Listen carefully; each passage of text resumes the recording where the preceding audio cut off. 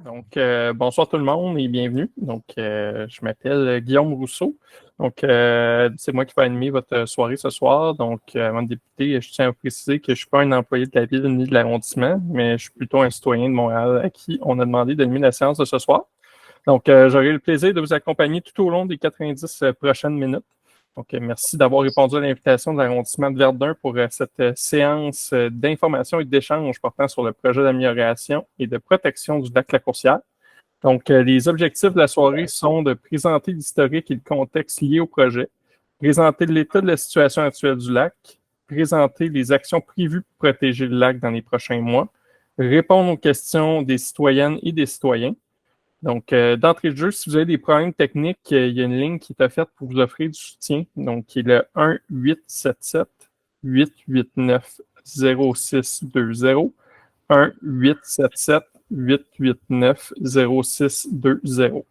Donc, la séance d'information est enregistrée puis elle sera disponible sur la chaîne YouTube de l'arrondissement de Verdun dans quelques jours. Donc, la documentation sur ce projet sera également disponible sur le site Internet de l'arrondissement dans les prochains jours. Donc, j'aimerais maintenant souligner la présence parmi nous de la mairesse de l'arrondissement de Verdun, Madame Marie-André Mauger. Oui, bonsoir à vous. Bonsoir. Donc, également des conseillers et conseillères, Madame Véronique Tremblay. Oui, bonsoir tout le monde. Merci d'être là.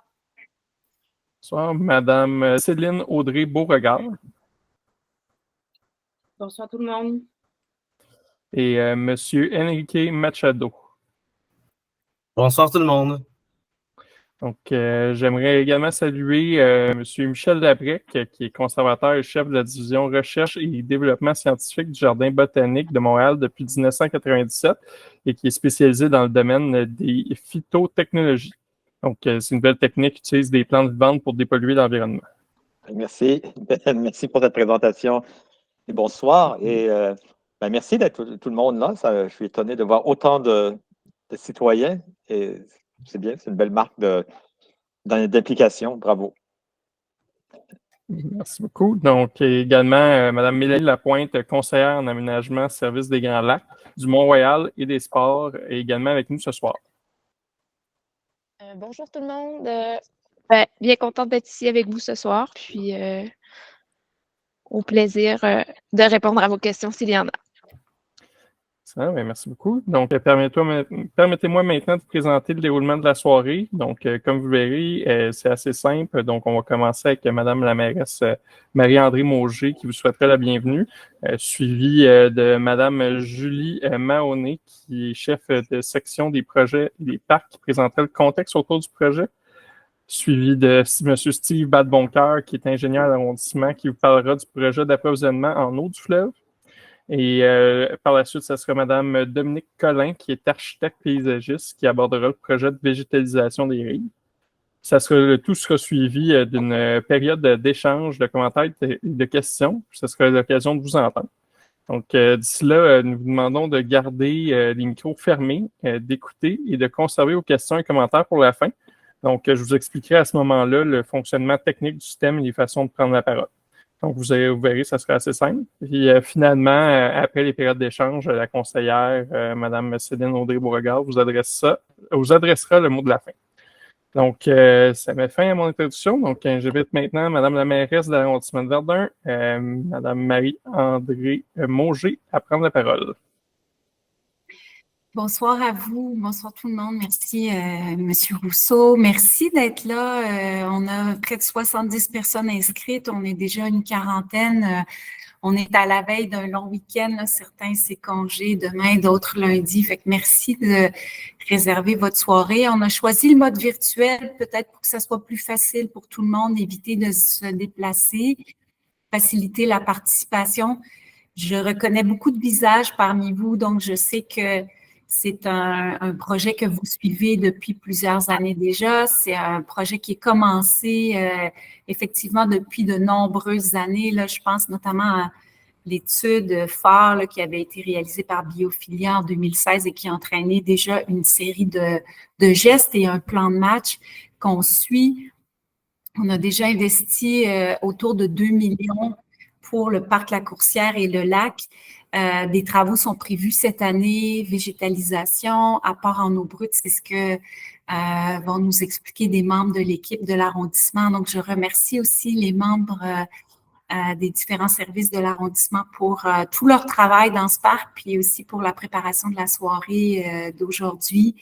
On a commencé l'année dernière à agir plus activement en communication par rapport aux responsabilités collectives autour de nos plans d'eau intérieurs à l'île des Sœurs. Il y a la politique de protection des rives, du littoral et des plaines inondables qui s'applique, que le plan d'eau s'applique à nos plans d'eau. Et on a communiqué avec tous les riverains autour des bassins, ruisseaux Héron, le lac La Coursière. On a rencontré des syndics de copropriété aussi parce qu'on investit beaucoup de fonds publics, puis on a besoin de l'effort collectif pour préserver l'équilibre biologique du lac La Coursière. Je prends un moment pour vous en parler parce que c'est vraiment important que les efforts soient de la part de tous les riverains, donc l'arrondissement, mais aussi les propriétés privées autour. Donc, on ne déverse pas d'eau de piscine dans les cours d'eau, l'eau de piscine ou les spas, c'est chargé de produits chimiques. Donc, ce n'est pas favorable à l'équilibre biologique. Aucun engrais, fertilisant, pesticides non plus. Donc, on veut éviter que les eaux de ruissellement gagnent les plans d'eau. C'est pour ça qu'on va faire des plantations au pourtour pour intercepter ces eaux. Donc, c'est vraiment en additionnant les bonnes pratiques qu'on va rétablir l'équilibre. Et c'est en ce sens-là qu'on a mis sur pied donc un comité aviseur, puis aussi un comité riverain qui se veut plus informel, qui est piloté par Céline Audrey-Beauregard, donc conseillère dans le district, que je salue pour tout son engagement, son implication dans ce dossier-là. Vous savez, l'automne dernier, à Montréal, on a été l'hôte de la COP 15 sur la biodiversité. Montréal est engagé dans la biodiversité. À l'île des Sœurs, on a la chance d'avoir beaucoup de nature, des milieux naturels, et on travaille la réfection des parcs dans le sens de la protection de la biodiversité, donc par la plantation d'arbres, par le choix de végétaux aussi, des végétaux qui vont, donc qui sont rustiques, qui vont créer des habitats pour les oiseaux, les insectes, les papillons, et aussi qui vont résister à des vagues de chaleur, des vagues de sécheresse, qui vont aussi résister à des épisodes de pluie abondante, donc qui vont survivre aux aléas climatiques et qui vont nous permettre donc d'avoir un milieu de vie plus résilient. Donc ce soir, il y aura différentes présentations. On se garde du temps pour une période d'échange aussi. Et j'espère que ce qui vous sera présenté vous rassurera par rapport aux gestes qu'on fait pour maintenir la santé du lac, d'autres bassins et du parc aussi, pour que ça demeure un joyau pour nous aujourd'hui puis pour les prochaines générations. Voilà, je vous remercie.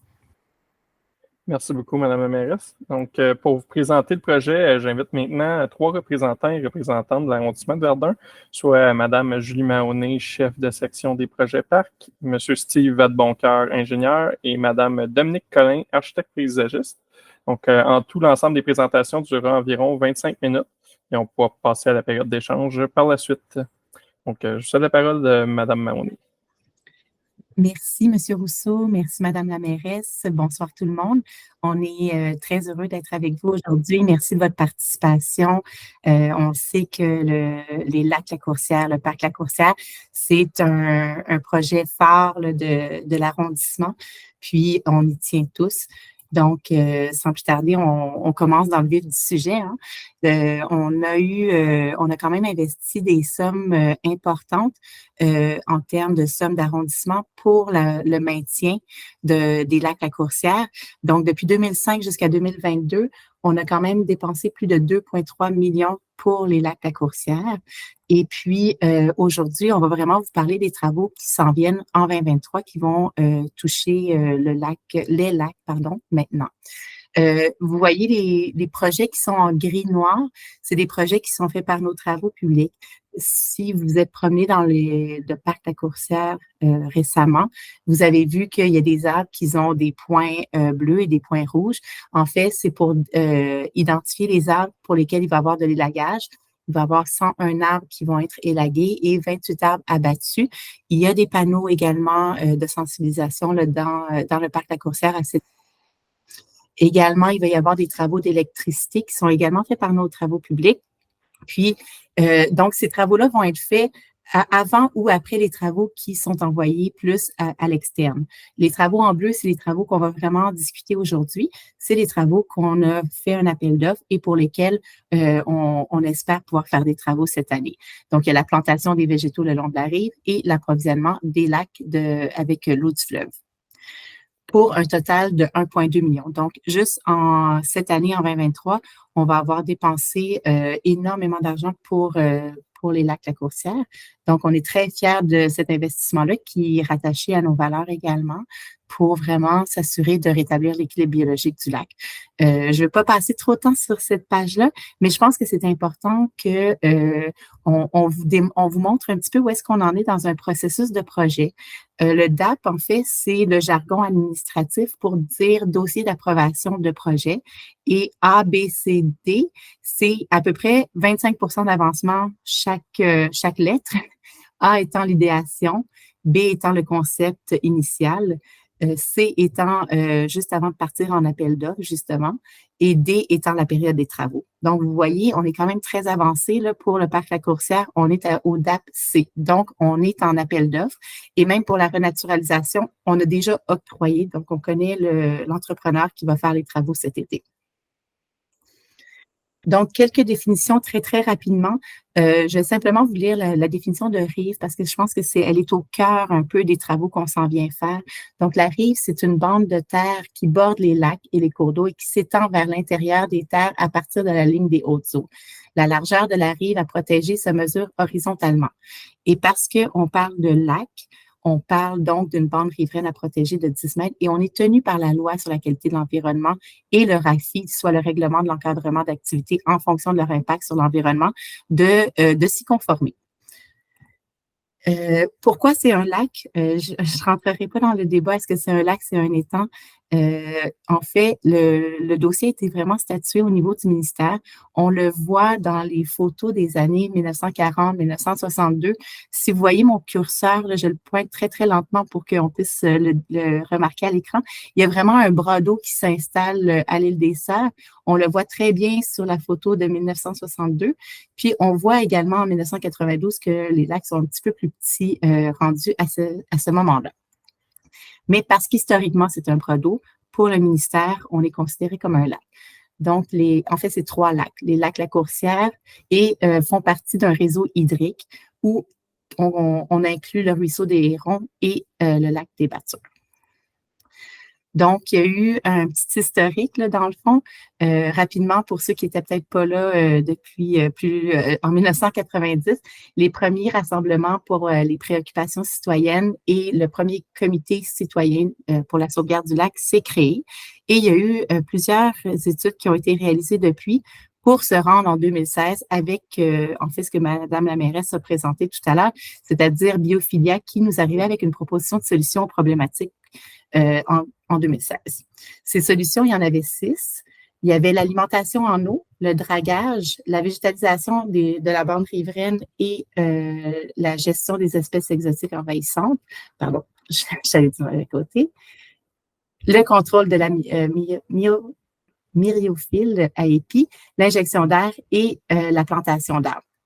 Je vais revenir rapidement aux 6 étapes parce qu'on a considéré les 6. L'alimentation en eau, on est parti en appel d'offres. Par contre, on n'a eu aucun soumissionnaire. Donc, on a dû, ça c'était en 2021, pardon, et on a dû repartir la conception pour avoir une conception qui soit un petit peu plus attirante pour les entrepreneurs pour soumissionner. C'est ça qu'on a fait, puis c'est ça que Steve va vous présenter. Le dragage, le ministère nous a dit, c'est une option peut-être, mais c'est une option qu'on n'évaluera pas tant que les autres options suggérées par Biophilia ne sont pas mises de l'avant. Donc, cette option a été retirée pour le moment. La végétalisation de la bande riveraine, c'est ce qu'on va également vous parler aujourd'hui. On a déjà fait un premier essai en 2021. Les soumissions s'étaient avérées à des prix trop élevés, donc on n'a pas pu octroyer. Et là, donc, on est très content cette année de pouvoir octroyer à ce niveau-là. Du côté du contrôle du myriophylle, en fait, on n'a pas retenu cette option-là tout de suite. On pense qu'il y a d'autres options qui vont amener à avoir un impact plus important à court terme. Et l'injection d'air a été réalisée et la plantation d'arbres se fait en 2 temps. Il va y avoir des arbres plantés dans le contrat de renaturalisation et il y en a d'autres par la suite qui vont être plantés du côté des travaux publics. On a des enjeux, on le rappelle. Dans le fond, on a vraiment une accumulation de sédiments qui se forment au fond du lac actuellement et qui est quand même très haute. On a également des lacs peu profonds, donc ça n'aide pas non plus.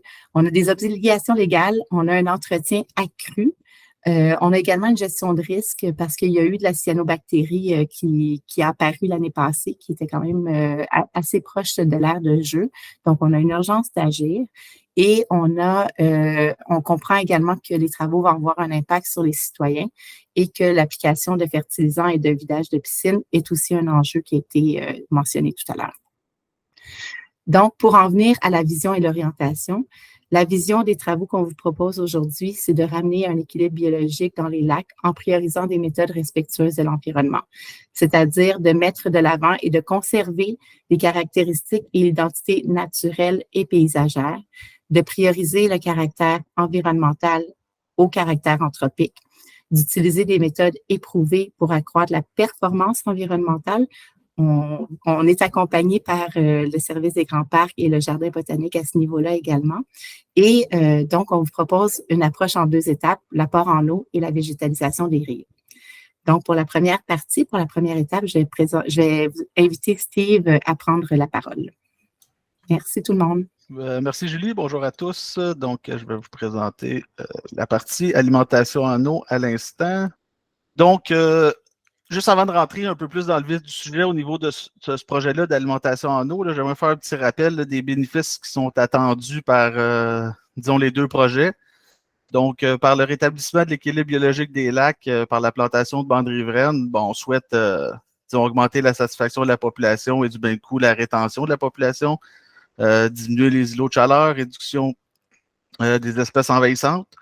Par l'établissement de zones naturalisées par les nouvelles plantations, bien sûr, il y a le coût d'entretien et de main-d'œuvre qui est diminué, mais c'est surtout le bénéfice qui est visé, c'est l'augmentation de la biodiversité et, disons, le contrôle des eaux de ruissellement, donc une filtration importante avant le rejet de ces eaux de ruissellement-là dans le lac. Puis, le rétablissement de l'équilibre biologique des lacs par la gestion de l'eau, donc on souhaite un nouvel apport en eau naturelle, en eau fraîche dans le lac, ce qui va créer une circulation de l'amont vers l'aval, donc via les différents bassins qui composent le lac. Puis on souhaite une réduction de la végétation aquatique, donc la prolifération des algues, puis Julie a mentionné aussi les cyanobactéries, etc. Donc cette circulation-là de l'eau, puis l'apport en eau fraîche va venir aider à ce niveau-là. Maintenant, on a parlé de différents projets, différents investissements qui ont eu lieu au cours des dernières années. Donc, je crois que c'est important qu'on fasse un petit rappel et qu'on vous montre un peu plus en détail les différentes interventions. Donc, en 2016, il y a eu l'installation d'une pompe, là, un peu le même concept qu'on souhaite réaliser cette année. Donc, une pompe qui alimente le lac des Battures, puis qui est venue, disons, améliorer de beaucoup la qualité d'eau dans ce lac-là, ainsi que la qualité, la quantité d'eau dans le ruisseau des Hérons. Donc, c'est une étape importante qui a eu lieu en 2016. Donc, nous, on souhaite, disons, répéter un peu ce même concept-là en 2023. Donc, on a, si vous voyez mon curseur ici, à l'intersection du chemin du Golfe et du boulevard Marguerite-Bourgeois. On souhaite venir faire l'installation d'une pompe à cet endroit-là pour faire circuler l'eau ici, la faire entrer ici près de la rue de Lanoux, donc pour s'écouler dans le bassin 1, 2 et 3 finalement, puis retourner au fleuve via l'émissaire que vous voyez ici. Il y a d'autres projets qui sont sur la table, donc l'enlèvement du pluvial dans le ruisseau des Hérons, c'est des travaux là, qui sont sur la table présentement puis qui sont en cours de conception, ou plutôt d'autorisation ministérielle. Puis, différents aussi travaux qui ont eu lieu, là, notamment pour l'entraînement d'air dans l'eau 2019-2020 2017-2020, comme Julie l'a mentionné plus tôt. Donc, c'est un ensemble de travaux qui sont venus, disons, améliorer la qualité de l'eau de l'ensemble des milieux hydriques de l'île, là, puis on souhaite poursuivre avec ce projet-là. Donc, le projet comme tel, l'alimentation en eau, donc, comme je vous le mentionnais, c'est de prendre les eaux ici du fleuve. On a un émissaire qui est complètement submergé. Donc, l'eau du fleuve rentre à l'intérieur, là, puis il vient jusqu'ici au coin du chemin du Golfe et de Marguerite-Bourgeois. Nous, ce qu'on souhaite, c'est prendre cette eau-là naturelle et l'envoyer dans le lac La Coursière pour créer cette fameuse circulation-là, puis créer le véritable équilibre naturel d'un lac qui est une entrée et une sortie d'eau. Pour ce faire, on va utiliser un regard. C'est une grosse chambre qui appartient aux services centraux, là, la direction de l'épuration des eaux usées. Donc, on souhaite installer notre prise d'eau à cet endroit-là. Donc, comme je vous mentionnais, créer une nouvelle circulation, un renouvellement de l'eau donc dans le lac La Coursière. Ça va nous permettre aussi du même coup de cesser là, les épisodes d'utilisation d'eau potable. Puis, ce qu'on souhaitait faire par cette installation-là, c'est de faire une installation en fait qui est facile d'entretien, puis qui est efficace et novatrice. Donc, on va être en mesure d'entretenir à moindre coût, puis de façon assidue à chaque année pour que l'installation soit pérenne, en fait. Là.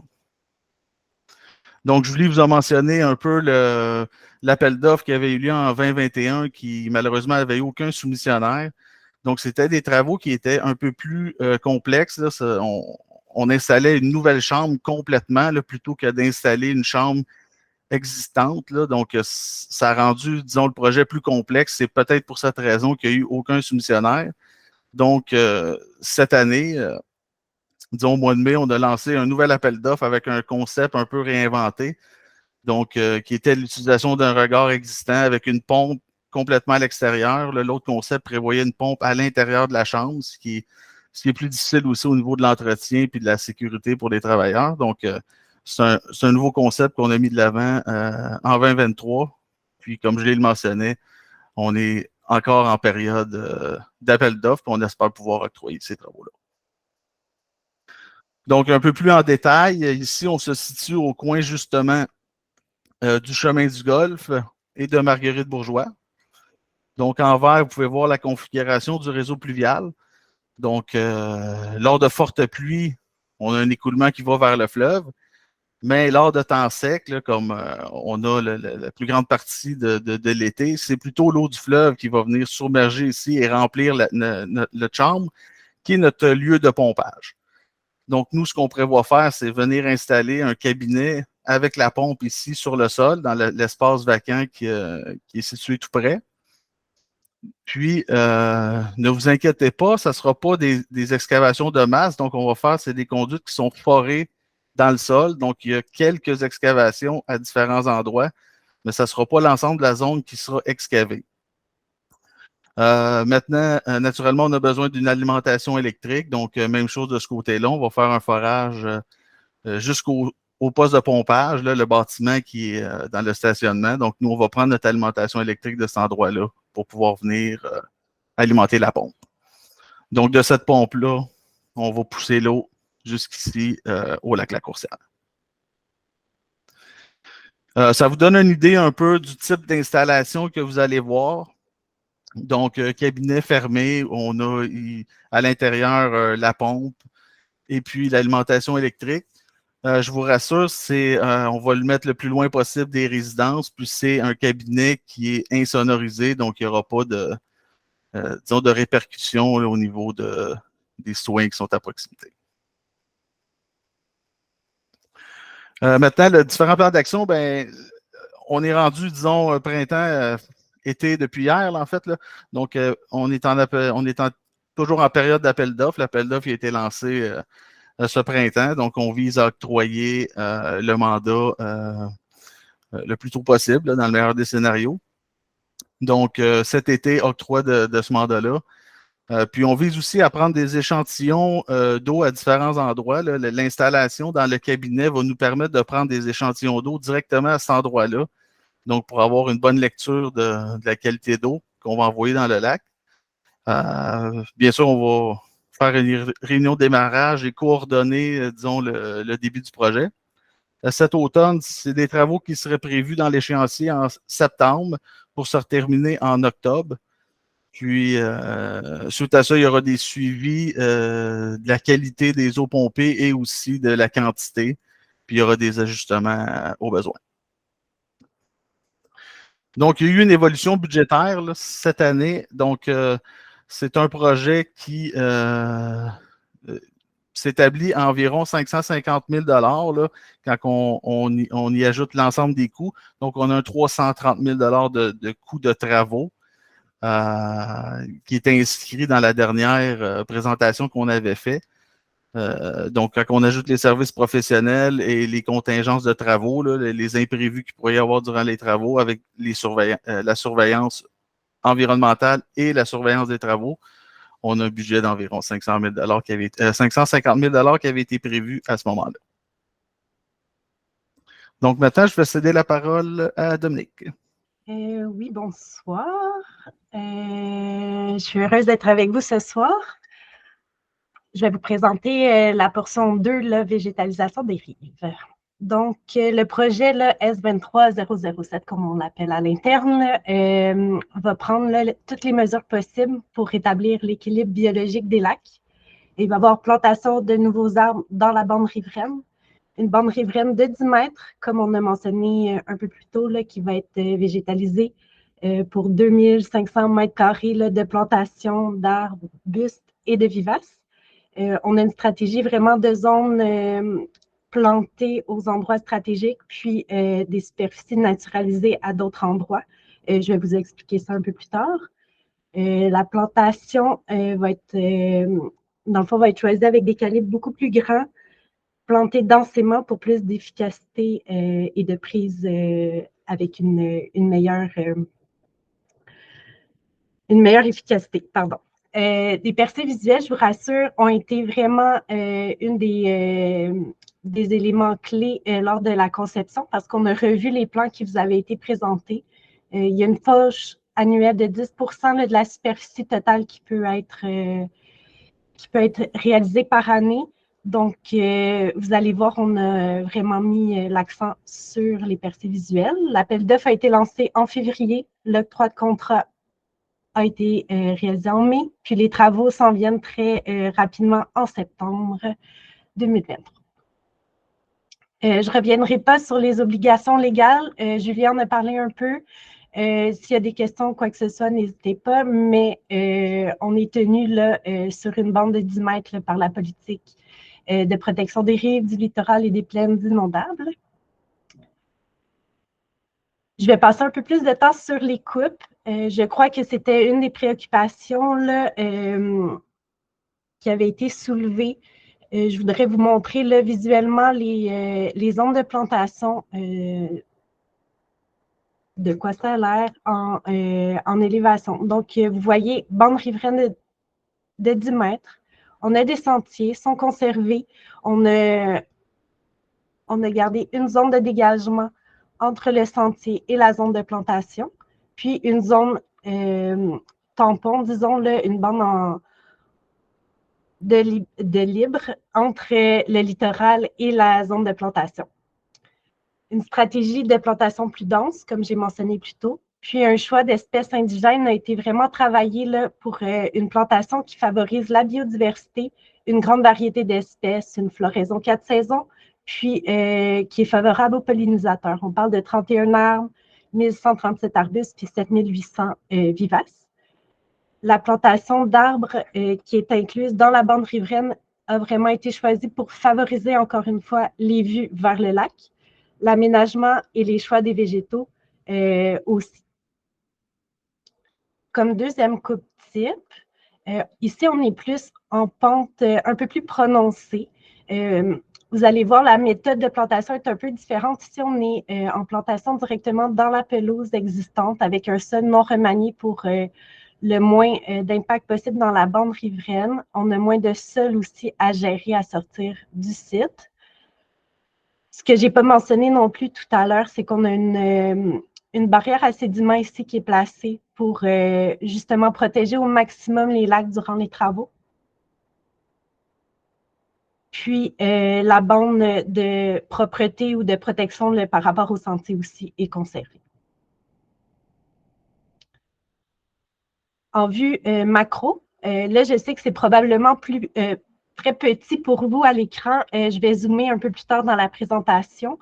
Je voulais juste vous montrer les zones là, de plantation même qu'il va y avoir autour du lac. On a des zones de végétation arbustive en vert foncé, des plantations mixtes, arbustives et herbacées en vert un peu plus clair. Puis en orangé, on a des zones de plantation type herbacée. Pour les autres zones, si je reviens un peu, là, vous allez voir, il y a des zones laissées en blanc. Je n'ai pas mentionné non plus la limite de la rive qui est en pointillé rouge. Donc, si je reviens à la page ici, vous allez voir les zones en vert pâle qui étaient blanches tout à l'heure, qui ne sont pas des zones de plantation d'arbustes ou de vivaces, sont des zones en gestion différenciée ou zones naturalisées, comme vous voulez, prenez le terme qui vous plaît. C'est une approche plus écologique, disons, qui consiste à réduire les interventions de tonte à certains endroits stratégiques. Des parcelles de terrain qui étaient gazonnées vont laisser la place à des prairies fleuries, urbaines, plus sauvages, des espaces naturalisés qui vont constituer des habitats pour les pollinisateurs, puis favoriser une biodiversité, un peu comme Mme la mairesse parlait au tout début. Certaines zones, vous allez voir tout à l'heure, vont être aussi en pré-fleurie. Donc, si vous voulez faire un petit tour, là, je zoome in sur le lac. On pourrait faire juste un petit tour pour comprendre un peu les interventions. Ici, on est près du stationnement sur Chemin du Golfe. On a de la végétation mixte basse à travers les grands arbres existants pour conserver la vue sur les lacs aussi de ce côté-ci, où il y a 2 bancs qui ont été installés l'année passée. Une vue 3D va vous être présentée plus tard. Si on continue autour des lacs, on a des massifs d'arbustes qui viennent complémenter les massifs existants. Donc, vous allez voir à plusieurs endroits, comme ici en bas, ce côté-ci, on a les massifs arbustifs plus denses, d'une plus grande hauteur, sont vraiment toujours utilisés dans les massifs existants. Ailleurs, ce sont vraiment des arbustes très bas ou des herbacées qui permettent d'avoir une bonne vue sur les lacs. Les flèches bleues démontrent des endroits où des percées visuelles ont été conservées, priorisées, donc rentrent dans le 10 % de fauche que je parlais tout à l'heure. Allons du côté rue de la Noue maintenant. Plusieurs autres points de vue ont été conservés. La végétation basse mixte que je parlais tout à l'heure avec des arbustes et des vivaces permettent de garder les vues, mais de renforcer les berges, empêcher une érosion de celles-ci éventuelle parce que les pentes sont un petit peu plus abruptes. Les massifs d'arbustifs aussi, de ce côté-ci, continuent l'existant. Là, vous voyez là, des quais aménagés. Vous allez voir, c'est vraiment des éléments conceptuels pour l'idéation pour le futur. Là, pour le moment, on se concentre sur la végétalisation là, dans ce cadre-ci. Donc, pour vous donner une petite idée 3D, vue d'été, on voit que les zones dégagées là, de percées visuelles peuvent être fauchées. On a des endroits très libres là, pour circuler, approcher les plans d'eau, avoir des bonnes vues. Vue d'automne ici, près de la rue de la Noue. Comme mentionné plus tôt, c'est les quais. Ça nous fait rêver pour le futur des lacs. Pour le moment, on se concentre sur les zones végétalisées. Vous allez voir un peu plus loin. Je vous amène côté Chemin du Golfe, l'hiver. Une petite idée. Je sais, je vais passer vite. On veut pas voir trop de neige ce soir. Je vous ramène au parc. Il y a quelques semaines, on a marché le parc. On a été piqueté, dans le fond, les limites des zones pour se donner une idée, puis pour assurer dans le fait que, étant donné la bande, là, je vous fais une petite ligne imaginaire avec ma flèche ici, la zone de pré fleurie serait à gauche, pardon. Puis à droite, le gazon reste entretenu, reste libre d'utilisation de jeu. Puis à certains endroits, on vient créer l'apercée visuelle ou l'approche au lac jusqu'au plan d'eau. Même chose. On voit votre flèche. Pardon? Est-ce que je suis seul à ne pas voir votre flèche? OK, je vais y aller tranquillement. Est-ce que vous voyez? Non. Non. On ne voit pas, non. OK. Ben, vous voyez les petits poteaux rouges dans le gazon. C'est comme un pointillé, là, on les relie, puis ça crée une ligne, puis ça crée la délimitation là, entre la zone naturalisée puis la zone entretenue. Donc, tout ce qui est à droite reste comme c'est actuellement. Les poteaux rouges, est-ce que ce ne seraient pas les chaises rouges? Non. À gauche, on est dans le gazon à gauche du sentier. À droite du sentier, on ne touche pas au secteur gazonné. On pourrait revenir plus tard si quelqu'un d'autre peut essayer avec sa souris. Si ça ne vous dérange pas, je continuerai la présentation. Les plans que je viens de vous présenter ont été soutenus là, par une firme externe, mais on a aussi été chercher des expertises supplémentaires, comme mentionné plus tôt dans la présentation. Il y a eu la création d'un comité aviseur qui est composé là, de l'élu porteuse Céline Audrey-Beauregard ici ce soir, d'un représentant Mélanie qui est aussi là ce soir, un représentant du Jardin botanique Michel et un citoyen et les chargés de projet. En fait, l'équipe qui est là ce soir avec nous, on s'est rencontrés 3 fois ce jour, puis le comité est là justement pour 2 ans, pour voir l'évolution de nos actions, pour évaluer l'efficacité de tout ça. Donc, à ce jour, le plan d'action, bien là, on est là aujourd'hui à la séance citoyenne. Cet été, c'est plus des actions au niveau des travaux publics. Il va y avoir le remplacement des panneaux de parc, nettoyage, élagage des arbres, comme déjà mentionné. Puis, à l'automne, on est en chantier pour des travaux en septembre. Réalisation de percées visuelles par les travaux publics et préparation d'un plan de gestion écologique et d'entretien des nouveaux aménagements pour une dernière rencontre là, en 2023 du comité aviseur.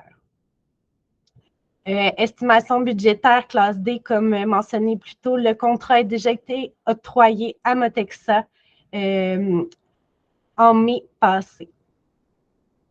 Merci beaucoup. Merci beaucoup, Mme Mahoney, M. Vadeboncoeur et Mme Collin. Donc, on est maintenant rendu à la période des questions et de commentaires. Donc, la parole est à vous. Donc, les intervenants feront de leur mieux pour vous donner les réponses les plus complètes. Donc, avant de commencer, je vais quand même rappeler certaines règles pour assurer le bon déroulement de la période des questions et commentaires. Donc, premièrement, ce serait d'intervenir de manière brève et directe. Donc, pour assurer que tout le monde ait le temps de pouvoir poser ses questions, on vous demanderait de vous limiter à une question et une sous-question avec 2 minutes maximum par intervention. Donc, je vais m'occuper de chronométrer le tout. Si jamais vous atteignez les 2 minutes, je vais vous demander de conclure rapidement. Donc, aussi, on vous demande naturellement de respecter les opinions et les tours de parole. Donc, les questions ou commentaires qui ne concernent les propos déplacés ne seront pas répondus. Donc, puis je tiens aussi à vous rappeler que la séance de ce soir porte uniquement sur les travaux d'amélioration et de protection du lac La Courcière. Finalement, d'un point de vue plus technique, pour poser une question, on vous demande en premier lieu de lever la main. Donc, pour poser une question, c'est pas très compliqué. Vous avez simplement à lever la main virtuelle blanche en cliquant en bas au milieu de votre écran. Donc, ensuite, vous attendez que je vous cède la parole. Donc, nous verrons que la main levée que vous souhaitez prendre la parole, ce sera d'ailleurs mon rôle d'animer cette portion-là de la séance. Puis, on prendra les questions et commentaires à tour de rôle. Donc, tout le monde aura la chance de s'exprimer.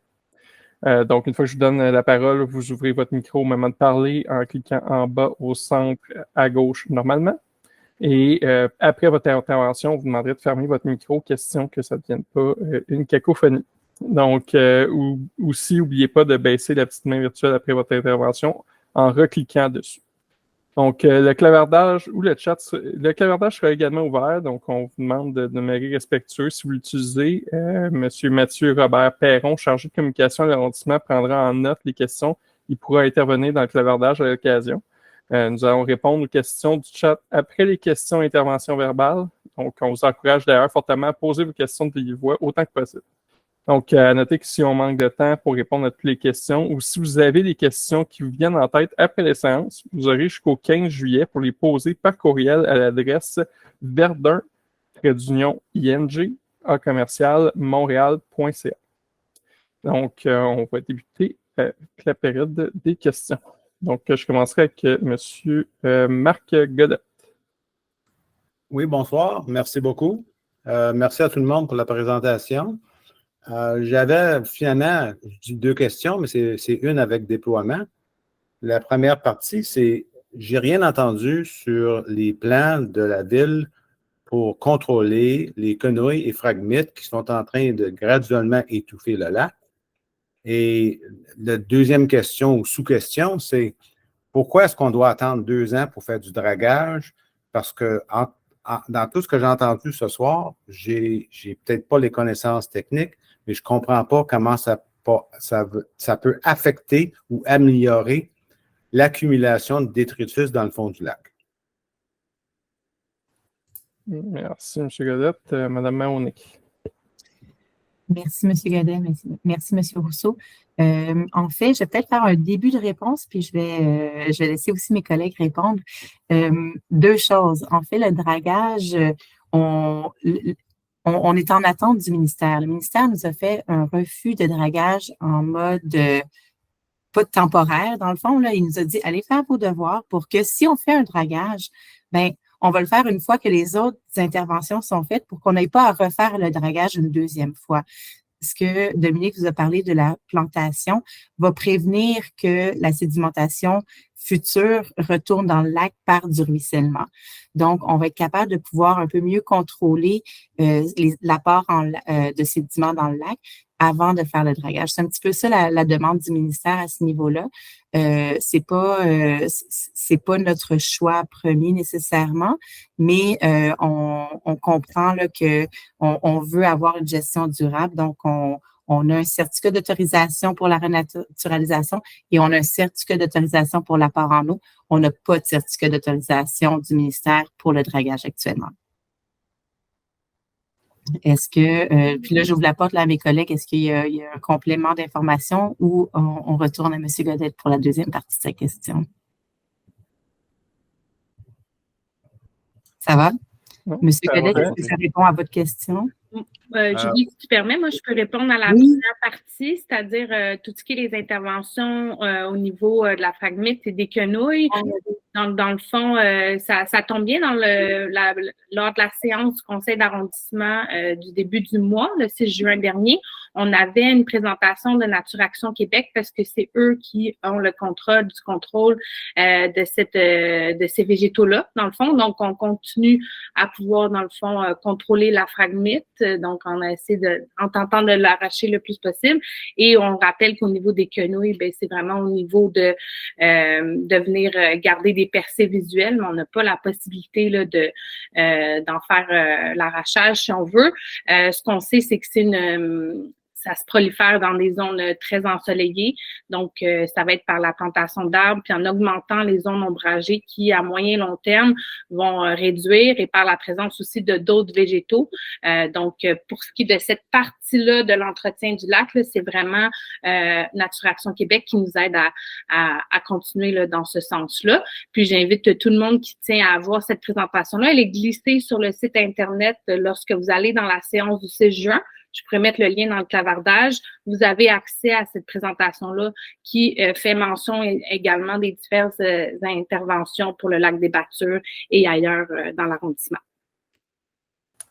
Merci, Mme Mahoney, Mme Beauregard. M. Godet, il vous restait 1 minute si vous aviez une question de relance. Non, je comprends l'enjeu pour le dragage. Ça m'inquiète pour les quenouilles et les phragmites parce que les autres, ils s'étendent pas nécessairement d'une façon pour faire le contour du lac, mais ils envahissent de plus en plus le lac lui-même. Alors, ça m'inquiète pour les percées visuelles. Ça va être difficile, je pense, mais en tout cas, on va voir si vos recommandations vont résoudre le problème. Merci beaucoup, M. Godette. Donc, je passerai à la prochaine question. Donc, M. Philippe Tremblay. Oui, merci beaucoup. Madame Collin, question pour vous. Vous avez parlé de 31 arbres, plantations d'arbres proposées. Est-ce que le budget a été approuvé pour ces plantations et quand ces plantations se feront-elles? Les plantations d'arbres vont être faites en même temps que la plantation d'arbustes et de vivaces cet automne en septembre, mais oui, c'est dans le contrat octroyé à Motexa en mai passé. Merci beaucoup. Et je dois vous dire que le fait qu'il y ait 28 arbres à abattre me semble un nombre vraiment très grand, considérant que vous citez des raisons de sécurité. Je dois vous dire que ça fait des années que je me promène dans le parc de la Coursière. Jamais je me suis senti pas en sécurité. Et donc, je suis vraiment surpris de l'ampleur des coupes que vous proposez. Vraiment, quand on parle, on a des enjeux au niveau de la crise climatique. De couper des arbres matures qui va prendre, ça va prendre des années pour que la canopée se refasse.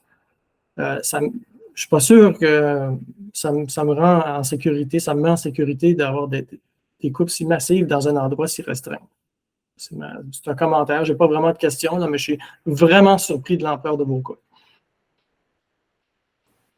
Merci, M. Tremblay. Donc, je ne sais pas si Mme Collin voulait rajouter quelque chose. Non. Non, parfait. M. Rousseau, si je peux me permettre, je vais répondre à M. Tremblay. Donc, déjà, je tiens à remercier M. Tremblay. C'est un des résidents de l'île des Sœurs qui a vraiment à cœur la canopée. Puis, il émet énormément de suivi qui nous aide à faire également un travail important au niveau du suivi de la canopée. Si je peux me permettre, M. Tremblay, je comprends exactement votre commentaire. Juste faire un petit historique suite à l'abattage des 2 saules l'an dernier à la fin de l'été. Étant donné des difficultés au niveau de leur structure et des cavités importantes, il avait été décidé par nos équipes qu'il y aurait dans le fond, je me permets une petite mise au point, là, vu qu'on a quand même survolé le dossier canopée. Il y a eu une intention de l'arrondissement de faire une espèce de carnet de santé parce qu'on savait qu'on allait avoir des interventions au niveau de la végétalisation ainsi que l'apport en eau. Donc, on s'est dit, par le fait même, pourquoi ne pas avoir une idée là, plus exacte de comment se portent nos arbres dans le lac. Donc, c'est ça qui découle des 101. C'est sûr que si vous avez marché, on comprend qu'au niveau de tout ce qui est élagage, là, ça va vraiment permettre là, de remettre un petit peu à zéro la santé de notre canopée. Pour ce qui est des arbres à abattre, dans le fond, il y en avait qui avaient un point rouge et un ruban bleu. Donc ça, c'est 3 arbres qui sont encore en réflexion. On essaie vraiment de les garder parce que leur diamètre est quand même assez important.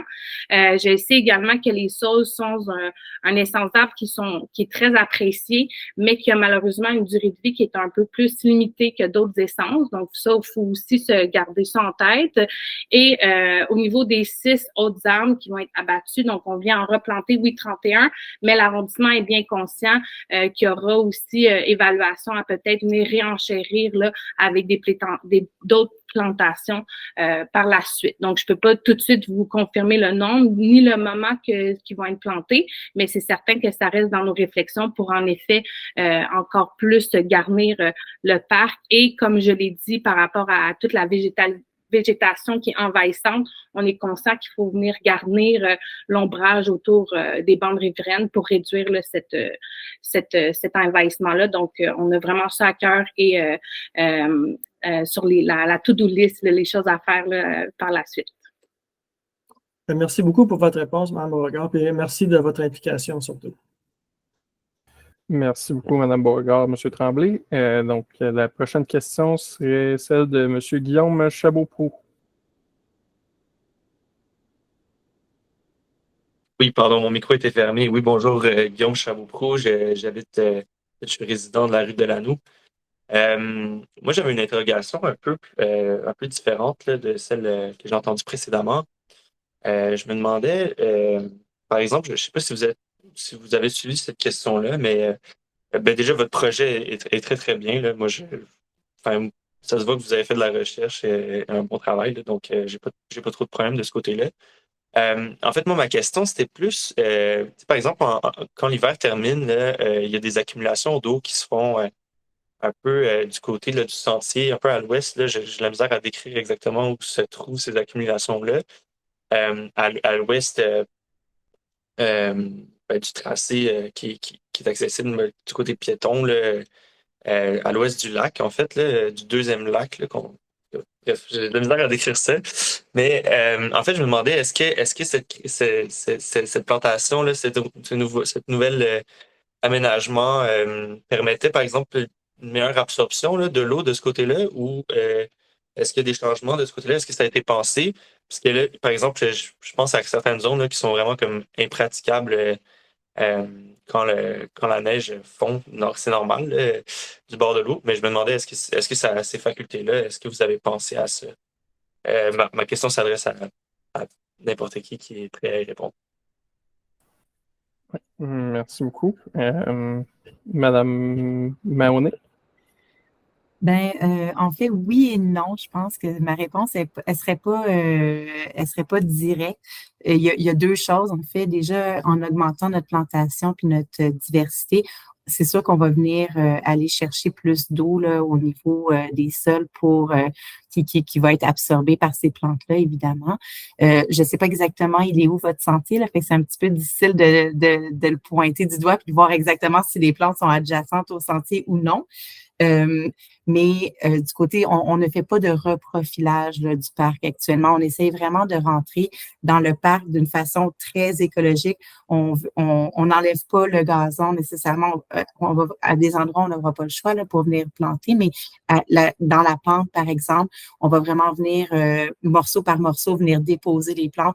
Donc, il y a vraiment un souci du détail là, au niveau de ne pas venir endommager le terrain plus que ce qu'on doit faire pour venir faire nos interventions. Donc, on pourra regarder là en deuxième temps si vous avez si vous nous envoyez peut-être juste un croquis, un Google Map avec un point dans un courriel, on va pouvoir vous revenir peut-être pour une réponse écrite là, si vous écrivez à Verdun ING. Je pense que ce serait peut-être la meilleure façon. Parfait, merci beaucoup. Puis, j'hésiterai pas à vous envoyer ça. Juste comme ça, je sais pas si je peux comme tourner ma caméra. Parce que je l'ai juste devant moi, en fait, là, c'est plate. C'est la section près de l'aire de jeu, là, vis-à-vis la rue Roland-Jeannot environ. Là.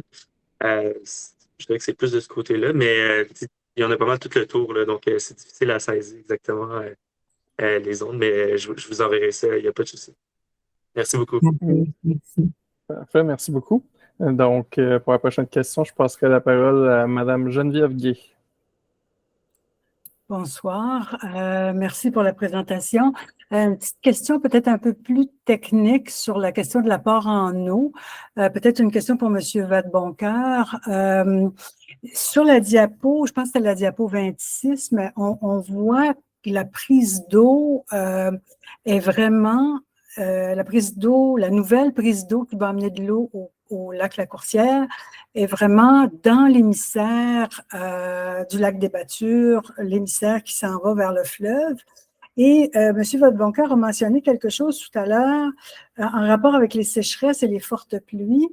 Et ce que je me demandais, si, parce que l'émissaire, lui, il crache de l'eau dans le fleuve, mais si le niveau du fleuve est bas à un certain moment, j'imagine qu'il n'y a pas d'eau qui reflue dedans. Est-ce qu'il y a des moments où le niveau du fleuve pourrait être assez bas par rapport à l'émissaire pour qu'il n'y ait pas de possibilité qu'il y ait de l'eau qui s'amène au lac La Coursière?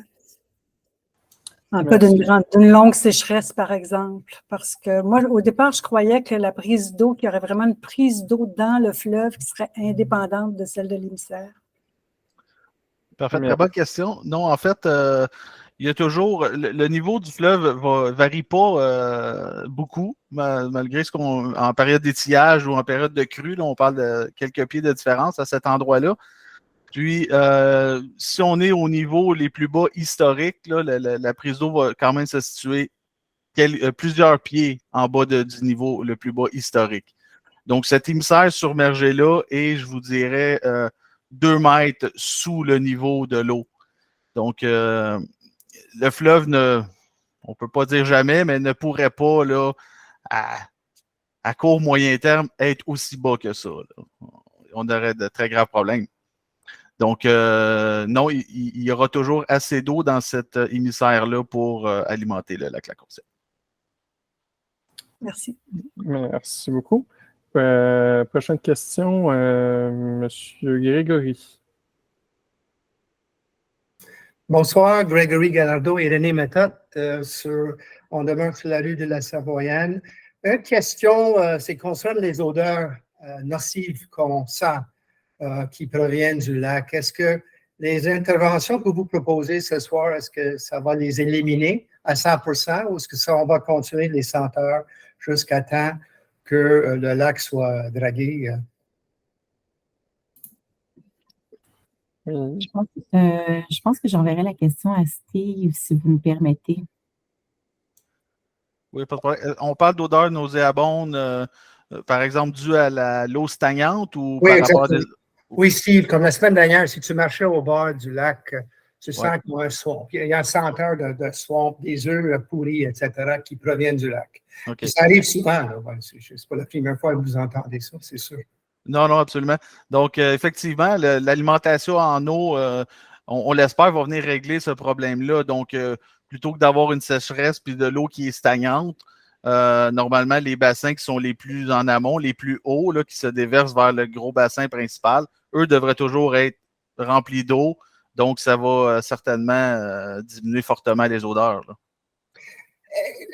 J'imagine que c'est la quantité d'eau que vous allez introduire qui va éliminer les bactéries, etc., qui va faire vraiment le nettoyage de l'eau. Est-ce que j'ai bien compris ça? Effectivement. Qui va remplacer l'eau stagnante, enfin, c'est ça. Exactement. Donc, ce qu'on souhaite faire, nous, c'est un courant qui va de la rue de la Noue jusqu'à l'extrémité du lac. Là. Donc, normalement, c'est toujours un nouvel apport en eau fraîche, donc plus froide aussi que l'eau dans le lac existant. Là. Donc, ça va aider à plusieurs niveaux. Là. Comment est-ce que vous assurez que l'eau que tu introduis dans le lac va partout dans le lac? C'est-à-dire qu'elle ne forme pas juste un petit courant qui part d'un côté puis à l'autre côté puis ne nettoie pas la balance ou ne change pas l'eau de la balance du lac? Bien, c'est certain qu'il y a aussi un autre projet qui est sous la loupe, là, qui est de la recirculation d'eau. Présentement, un projet qui est à l'arrêt. Mais en fonction des résultats qu'on va obtenir puis des choses qu'on va pouvoir observer suite à ces travaux-là, il y aura lieu, peut-être si la situation n'est pas réglée à 100%, d'entrevoir d'autres travaux comme la recirculation de l'eau. Mais ça sera juste une fois les travaux terminés. Puis, par exemple, l'été prochain qu'on va pouvoir conclure sur cette situation-là. Là. Sur les effets bénéfiques de l'apport en eau. Là. Est-ce que visuellement, excuse-moi, j'ai la même question, excuse-moi. Est-ce que visuellement, on va voir le courant d'eau? Est-ce qu'on va voir qu'il y a de l'eau qui est introduite dans le lac? Ou c'est tellement peu d'eau qu'on ne verrait pas vraiment un changement? On verra pas de courant marin comme tel, là, parce qu'on parle de c'est environ un 2 litres qu'on va venir jeter à l'eau à chaque seconde. À chaque seconde. Okay. Donc, mais c'est quand même un gros volume, donc on ne verra pas de courant. Mais par contre, c'est certain qu'il va y avoir des bénéfices là, importants. C'est quand même beaucoup d'eau qu'on introduit là, seconde après seconde à l'intérieur du lac. Là. Parfait. Merci beaucoup. Si vous avez d'autres questions, vous pouvez relever votre main pour revenir plus tard, il n'y a pas de problème. Madame Mahoney, je vois que vous avez levé la main. Ben, en fait, j'ai levé ma main parce que je voulais voir si M. Labrec pourrait peut-être juste partager comment ils ont justement fait le rapport en eau au Jardin botanique. Ben, oui, ben, en fait, je trouve les questions très intéressantes et pertinentes. Là. C'est sûr que quand on travaille avec des habitats aquatiques, il y a une série d'éléments écologiques là, qui entrent en ligne de compte. Tu sais, quand on parle de l'envahissement de certaines plantes, c'est comme naturel dans un herbier aquatique d'avoir une dominance de certaines plantes. Ici, c'est la quenouille qui domine. Et elle se trouve dans des conditions idéales pour elle de se propager. Alors, c'est difficile de se battre contre ça. Même chose aussi pour les odeurs occasionnées par les accumulations d'algues qui vont nécessairement se développer. Je pense que ce que Steve a dit est très juste. Là, avec l'apport en eau, ça devrait diminuer ça. Maintenant, nous, au Jardin botanique, pour répondre, on a aussi des étangs de la même nature et on est contraint de la même façon à les gérer. Et on a refait complètement un étang qui était près de la Maison de l'Arbre dans le nord du jardin, dans la partie arboretum. Et nous, on n'avait pas le fleuve à proximité, donc ça, c'est une belle chance que vous avez.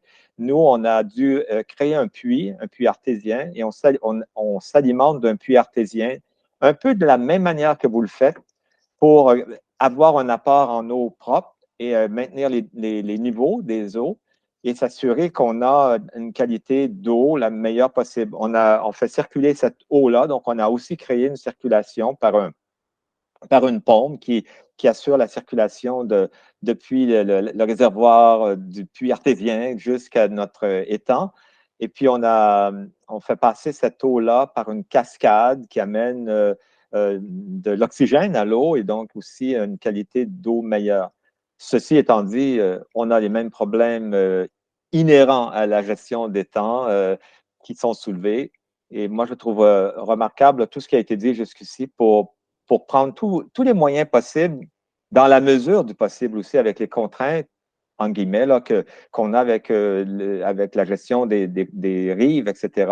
Ça, c'est plus le ministère de l'Environnement qui impose ça. Et je ne peux dire que bravo, parce que c'est une belle façon de gérer les étangs. Vous savez, moi, je fais une petite parenthèse, mais je suis d'une génération où, quand on avait des étangs, on mettait du gazon jusqu'au bout, puis si on pouvait agrandir le terrain en faisant un mur de ciment, on allait jusque-là. Alors moi, je suis ravi de voir maintenant comment on gère nos marais, nos étangs, nos cours d'eau.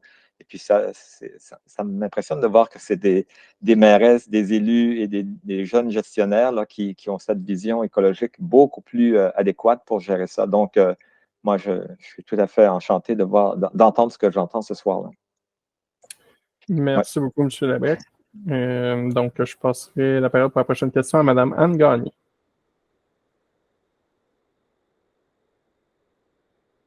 Vous êtes sur muet, Mme Gagné.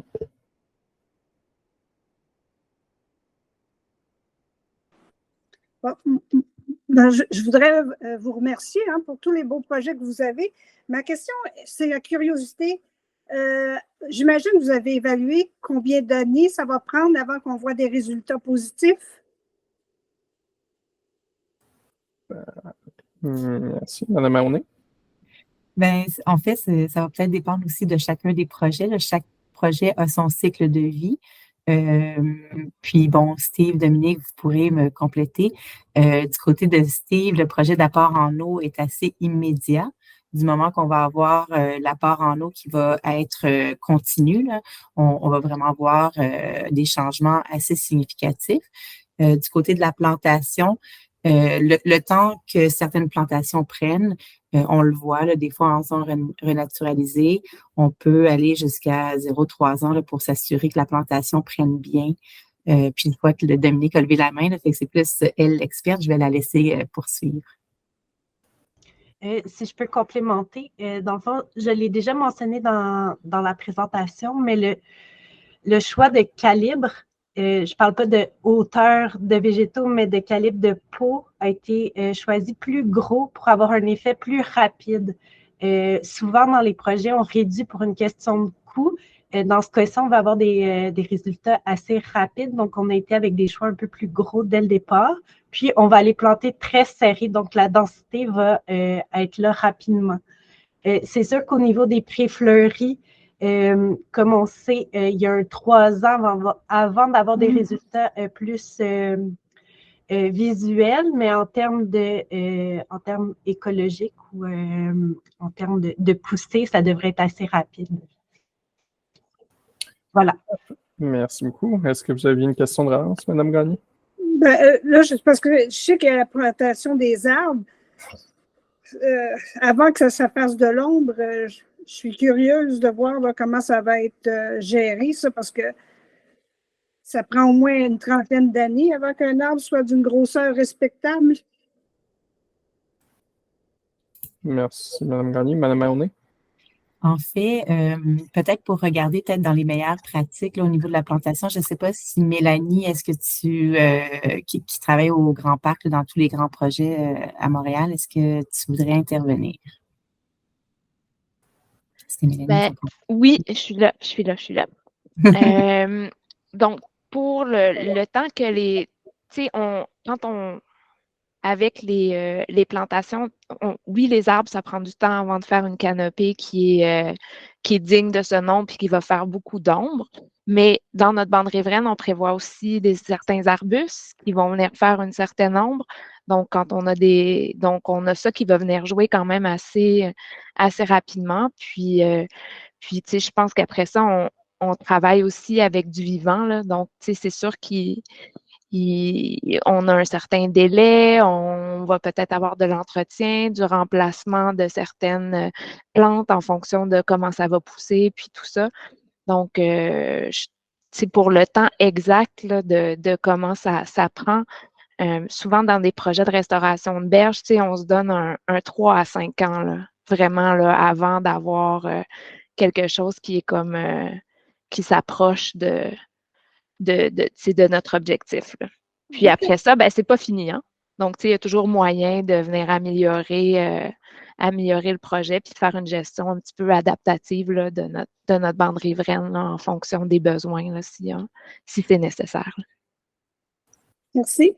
Merci beaucoup, Mme Gagné. Merci, Mme Lapointe. Donc, prochaine question, Mme Geneviève Gué. Merci de me permettre une deuxième question.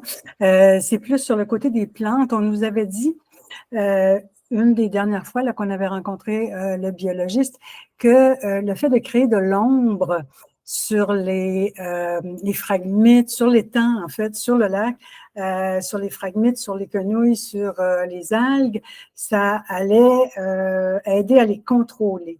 Est-ce que c'est encore vrai et est-ce que avec les plantations qu'on va avoir, il va y avoir suffisamment d'ombre pour que ça aide à diminuer même un peu la quenouille? Merci, Mme Gay. Mme Mahoney?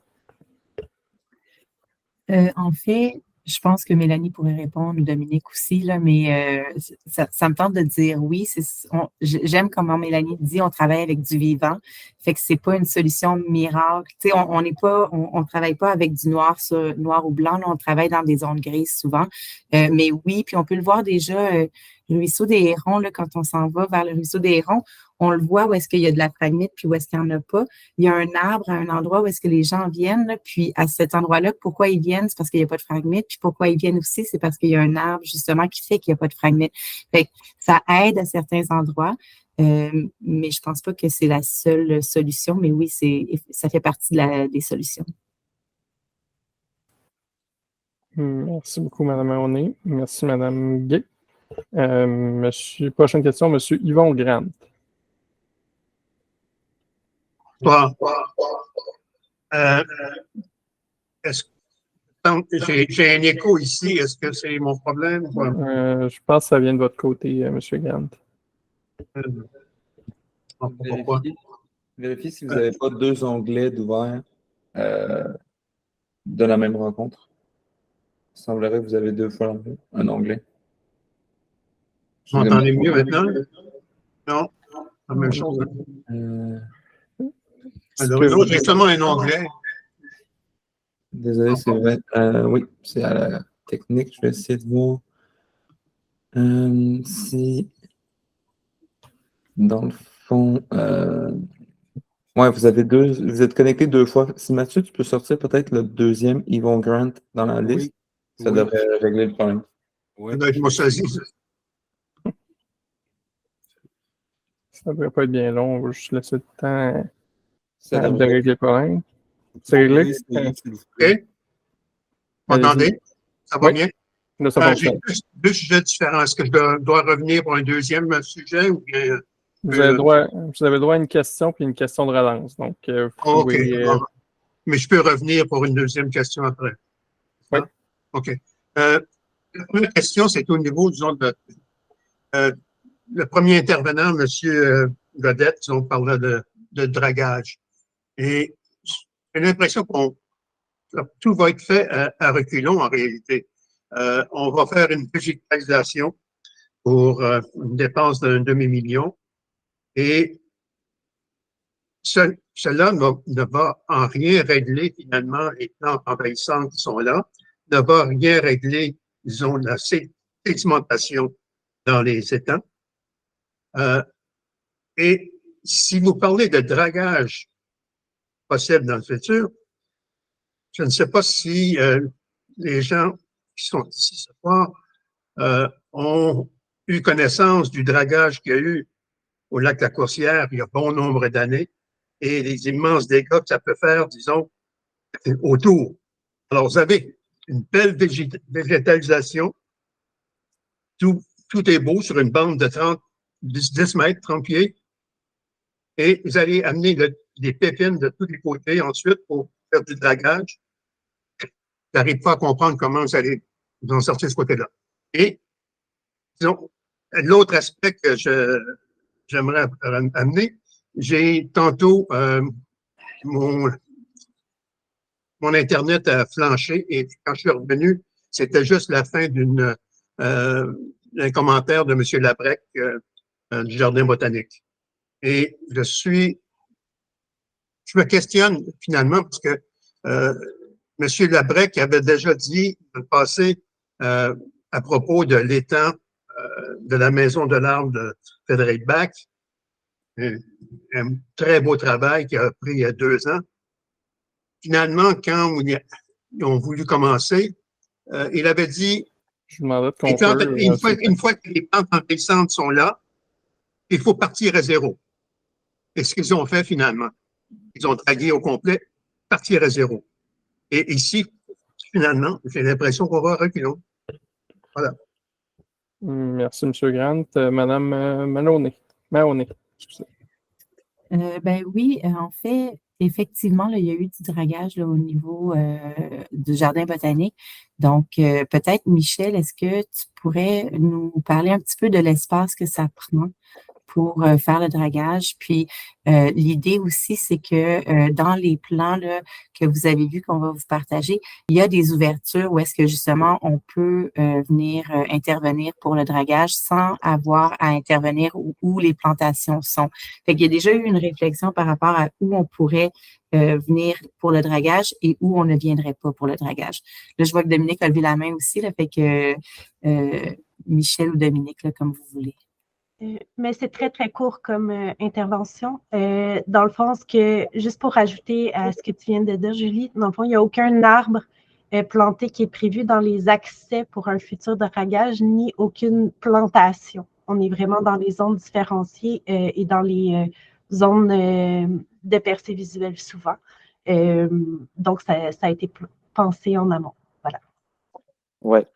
Ben, si je peux me permettre, je suis surpris que vous suiviez ce que j'ai pu déjà dire sur dans d'autres réseaux ou circonstances. Mais c'est vrai que j'avais parlé déjà du fait qu'à l'étang de la Maison de l'Arbre, on avait fait le choix de repartir à zéro. Il faut dire que cet étang-là, on avait tous les certificats d'autorisation pour le faire du ministère. C'était pas un habitat qui avait le même niveau de considération que le lac La Coursière. On était dans un étang sur le dessus d'un ancien dépotoir. On était quand même dans quelque chose d'un peu particulier. Et on avait effectivement eu l'autorisation de recommencer à zéro parce que l'étang était rempli. Nous, dans notre cas, c'était des phragmites, donc une plante exotique envahissante. Il y a des phragmites au lac La Coursière. La quenouille est probablement l'espèce la plus répandue et présente, qui est une espèce indigène. Donc, c'est déjà autre chose. Maintenant, je pense qu'on aurait... On est dans une autre situation dans le cadre du lac La Coursière. Je pense que le ministère aurait beaucoup de contraintes à nous autoriser à aller de l'avant avec du dragage dans ce qui est considéré pour eux comme un lac. Et d'un point de vue écologique, c'est un lac. Donc, c'est pas tout à fait la même chose. Maintenant, on pourrait le draguer, mais c'est normal aussi les dépôts qui viennent des feuilles qui tombent, des poussières qui tombent, des pollens qui tombent. C'est tout à fait tout ce qui s'accumule au fond d'un lac, c'est simplement des choses qui sont normales dans l'environnement et l'écologie d'un milieu aquatique. Donc, on pourrait le draguer, ça coûterait extrêmement cher. Faudrait-il avoir l'autorisation? On n'en est même pas là. Mais je crois que ce sur quoi on a misé, c'est d'essayer de trouver des façons de réaménager les temps par la gestion des rives, en fait, tout ce qu'on vous a présenté, l'apport d'eau en provenance du fleuve et l'ombre créée. Bon, tout ça ce sont tous des éléments positifs pour contrer le développement des quenouilles ou d'autres plantes qu'on ne veut pas avoir. Et les sédiments, oui, c'est vrai qu'ils sont là, mais je pense qu'on peut vivre avec ça. Et les sédiments font partie de l'écosystème. On les enlèverait qui en reviendraient. Et je pense pas que ça crée un si gros problème environnemental. Alors, c'est mon point de vue. Puis dans notre situation au jardin, on était vraiment dans un autre aspect. C'est un petit étang au milieu d'un arboretum qui est un peu artificiel par-dessus un ancien site de dépotoir, là. Donc, qui a été remblayé et tout ça. Donc, c'est assez différent, je pense. Je ne sais pas si je réponds bien à votre question, M. Grant, là, mais il faut voir, je pense que c'est passablement différent comme situation. Merci, M. Labec. Je pense qu'il y a aussi Mme Lapointe qui a levé la main pour rajouter de quoi la réponse. Oui, je voulais simplement peut-être juste expliquer pourquoi le ministère permet pas un dragage comme ça du premier abord. Puis c'est principalement parce qu'un dragage, ça a beaucoup d'impact, certes, là, mais c'est surtout que c'est à répéter. Donc, pour le ministère, c'est qu'en autorisant le dragage une fois, il est conscient qu'il va devoir réautoriser le dragage plus tard, à moins qu'on change comment on fait fonctionner le système. Donc, en ayant cherché de l'eau dans le fleuve, ben, on espère créer une petite circulation supplémentaire, qui va peut-être aussi permettre à certains sédiments fins de sortir du système. Puis, si on ne met pas ça en place, dans le fond, le ministère ne permettra pas de draguer de façon répétitive là, pour régler les problèmes. Fait que, on essaie de venir travailler sur l'hydrologie, sur la façon dont fonctionne le système en même temps qu'on vient végétaliser les berges, en espérant qu'on va avoir un système un petit peu plus fonctionnel qu'un système qui est complètement dépendant à une activité humaine qui serait de draguer à chaque 10 ans, à chaque 15 ans pour s'assurer que ça fonctionne. Donc, c'est un petit peu ça l'objectif du ministère. Merci, Mme Lapointe. Donc, je passerai à la prochaine question. Donc, M. Réal Tremblay.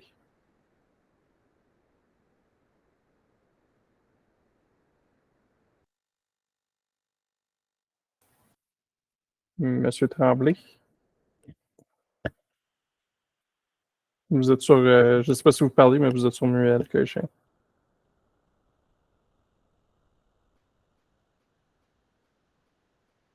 Non. Donc, je vais passer donc, à la prochaine question qui serait celle de M. Marc Godette.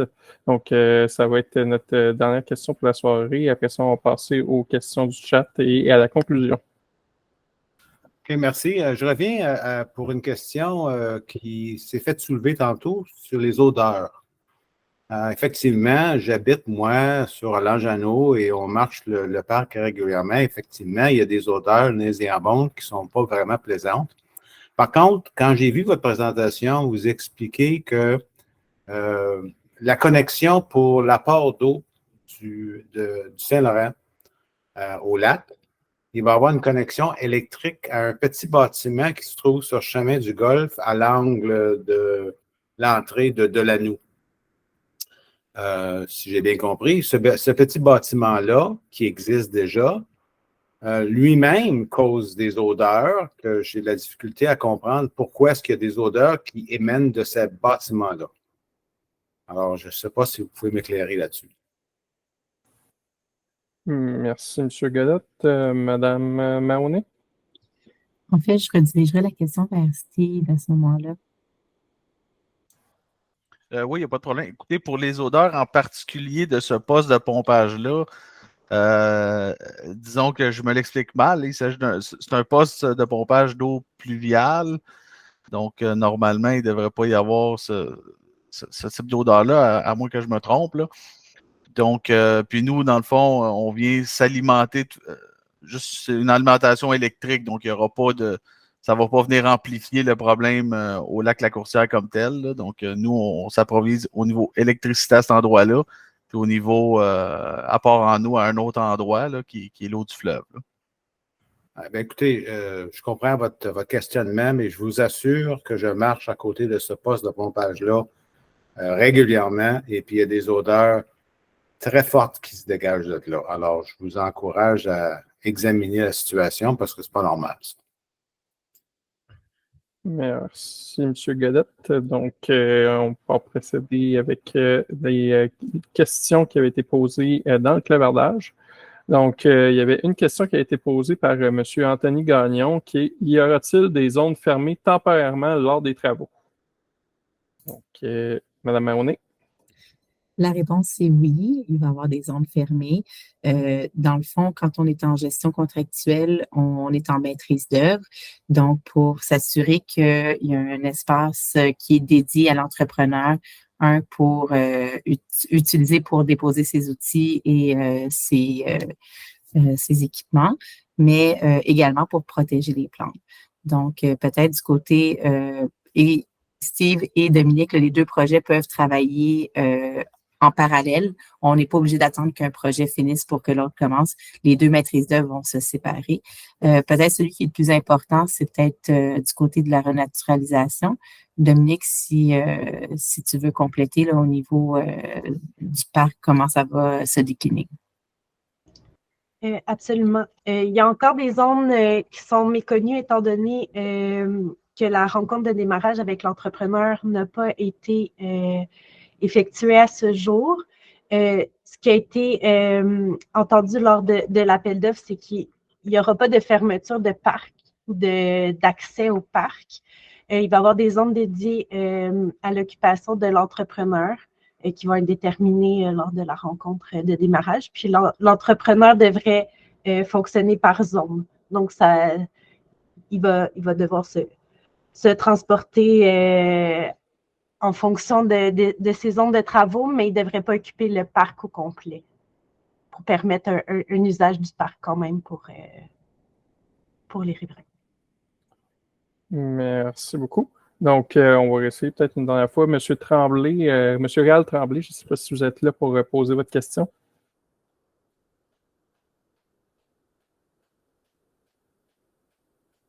Non, mais sinon, je vois que M. Vadeboncoeur qui a levé la main pour ajouter une information. Oui, absolument. Donc, j'ai fait des vérifications parce que j'étais préoccupé par le commentaire de, je crois, M. Godette. Donc, toutes mes excuses. C'est un réseau qui peut recevoir aussi des eaux sanitaires. C'est un réseau combiné, ce poste de pompage-là. Donc, non seulement des eaux pluviales. Donc, les odeurs s'expliquent effectivement par des systèmes de ventilation là, dans le poste de pompage. Là. Donc, je faisais erreur, donc effectivement, il peut y avoir des odeurs là, aux alentours du poste, mais ça ne va pas venir accentuer les odeurs en aucun cas au lac La Courtière. Parfait, merci beaucoup. Donc, on va y aller avec la dernière question qu'il y a dans le clavardage qui provenait de Carole. Donc, les 28 arbres qui seront abattus sont-ils malades? Madame Mahoney? En fait, je redirigerai la question vers Céline Audrey là, pour tout ce qui est les arbres du lac. Oui, bien sûr. Merci, Julie. Donc, dans le fond, pour répondre à la question, il y a différentes raisons pour lesquelles les 6 principaux arbres vont être abattus. Parce que je rappelle qu'il y en a 3 qui sont encore sous analyse. On va vraiment essayer de les conserver étant donné leur diamètre. Donc, rapidement, on a 2 érables. Dans le fond, c'est vraiment au niveau de leur des blessures qu'on peut retrouver à leur base. Donc, c'est vraiment au niveau de la structure qui est vraiment problématique. Faut aussi se rappeler que dans les plantations en parc, surtout le long des sentiers, il y a des critères qu'on doit respecter au niveau de la sécurité. Donc, dès qu'il y a des défaillances au niveau de la structure, ça nécessite des interventions.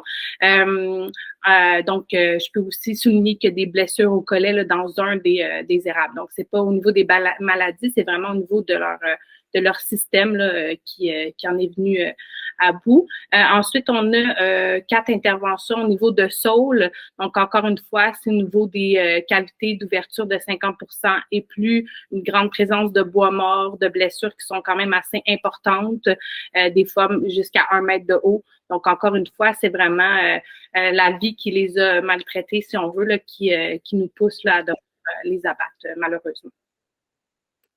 Merci, Mme Beauregard. Donc, ça mettrait fin à la période de questions et d'échanges. Donc, si vous avez d'autres questions ou commentaires, il est également possible d'écrire à l'adresse courriel verdun-ing@montréal.ca jusqu'au 15 juillet. Donc, je vais maintenant passer la parole à la conseillère, Mme Céline Audrey-Beauregard, pour la conclusion de cette soirée. Merci, M. Rousseau. Donc, tout d'abord, je tiendrais à vous remercier tous et toutes d'avoir été présents avec nous malgré le beau temps. Donc, je vous invite également à partager, puis à partager la bonne nouvelle, oui, mais aussi le fait que la séance va être vidéo. Donc, ça peut être via vos réseaux sociaux ou de bouche à oreille. Ensuite, je tiens aussi à remercier toutes les personnes qui ont fait de cette soirée une réussite. Donc, je vais nommer M. Rousseau qui s'est occupé de l'animation. Il y a aussi M. Gagnon qui est là à l'aide technique et Mathieu Robert Perron de l'équipe de la communication. À cela, on ajoute toute l'équipe là, de Mme Mahoney, donc qui pilote ce dossier-là là, haut la main avec Dominique Collin et Steve Vadeboncoeur. Je tiens également à souligner là, l'apport important de Catherine Péayotte, qui est ma soutien aux élus dans ce dossier-là et qui amène un atout vraiment important et qui était soutien aussi auparavant, donc qui a suivi le dossier pendant quelques temps. Et bien évidemment, tous les ajouts avec notre comité aviseur. Donc, vous avez pu rencontrer virtuellement là, Mélanie Lapointe ainsi que Michel Labrec. Donc, je les remercie pour leur expertise puis leur atout là, dans notre cheminement. On le sait, on va plus loin en pensant aussi plus loin. Donc, il faut aussi s'allier de personnes qui ont des différentes expertises. Puis, c'est ça qu'on fait à l'arrondissement. Et qui sont pas présents ce soir, là, mais toutes les équipes de Nature Action Québec aussi qui nous aident à garder ces lacs-là en santé, ainsi que mes collègues Enrique, Véronique et Marie-André, parce qu'on a vraiment à cœur la santé de ce lac-là. D'ailleurs, je vous invite à consulter notre plan stratégique jusqu'en 2025. Là, il y a dans l'Axe 2 le fait de protéger les lacs Lacourcière et c'est vraiment ça qu'on s'engage et qu'on fait dans la dernière année et qu'on va poursuivre à faire. Donc, outre les remerciements, je tenais aussi à faire ressortir des éléments des enjeux qu'on a entendus ce soir. Donc on voit clairement qu'il y a une préoccupation au niveau des odeurs. Donc, on pense qu'on vous a amené des arguments on souhaite qu'il y ait des changements qui vont faire en sorte que ces odeurs-là vont être moins présentes. On connaît aussi la préoccupation et la présence des plantes envahissantes, donc il va falloir peut-être être un petit peu plus patient à ce niveau-là. Mais comme on l'a dit, la nature est difficilement contrôlable et je vais citer là, M. Labrec, là, donc on fait vraiment... on met en place tous les moyens possibles dans les possibilités naturelles des choses. Et bien évidemment, au niveau de la canopée, là, il y a quand même plusieurs commentaires qui ont été émis par rapport à la santé de nos arbres. Donc, je tiens également à vous dire de suivre, donc on vous a parlé de l'apport en eau. Donc, je tiens à préciser que vous pouvez suivre de près la séance d'arrondissement, la dernière séance avant la période estivale le mardi prochain. C'est là que vous allez avoir plus d'informations des suites de l'appel d'offres pour l'apport en eau. De plus, dans le fond, M. Rousseau a déjà fait mention de l'adresse courriel à laquelle vous pouvez écrire. Et dans le fond, on reste à suivre. Donc, vous pouvez suivre la page de l'arrondissement, l'infolette, les séances, les pages des différents élus de Champlain-L'Île des Sœurs pour suivre, c'est pour la suite des plantations, si intervention par suite à l'automne. Ensuite, on a aussi reparlé de la circulation de l'eau, donc on vous tiendra au courant là, des interventions qui seront faites à ce niveau-là. Et bien évidemment, on a parlé de collecte de données puis de suivi. Hein, le comité à visage, je rappelle, est mis en place pour un minimum de 2 ans. Donc, on va aussi communiquer à ce niveau-là. Je vous invite à peut-être mettre dans vos favoris là, la page qui s'appelle Protection des Lacs-la-Courcière, le projet d'amélioration et de protection des Lacs-la-Courcière. Donc, voilà. Puis finalement, étant donné que je porte également un autre projet, avec d'ailleurs l'équipe de Julie, qui est la trempe verte et bleue, je tiens à simplement vous inviter à participer à un sondage. Donc, étant donné que le parc fait partie aussi d'un ensemble de parcs, peut-être juste vous inviter dans le fond, on est en train de commencer une vision de transition écologique et sur 10 ans de comment mieux gérer nos espaces verts et nos espaces bleus. Donc, dès maintenant, il y a en ligne un sondage qui prend à peu près 10 minutes à remplir, qui va nous aider à repenser nos milieux naturels et à venir avec des plans d'action. Donc, regardez ça, ça sera partagé sous peu également. Donc, encore une fois, merci beaucoup à tous et toutes. Puis, n'hésitez jamais à nous faire signe si vous avez d'autres questions. Merci, Madame la conseillère. Donc, merci à toutes et à tous pour votre présence ce soir. Et donc, je vous rappelle que l'enregistrement et la présentation seront mis en ligne sur la chaîne YouTube de l'arrondissement. La présentation sera également déposée sur le site Internet. Donc, merci d'avoir été des nôtres, puis bonne fin de soirée. Merci beaucoup. Merci tout le monde. Merci Merci beaucoup. tout le monde. Au revoir. Bonne soirée.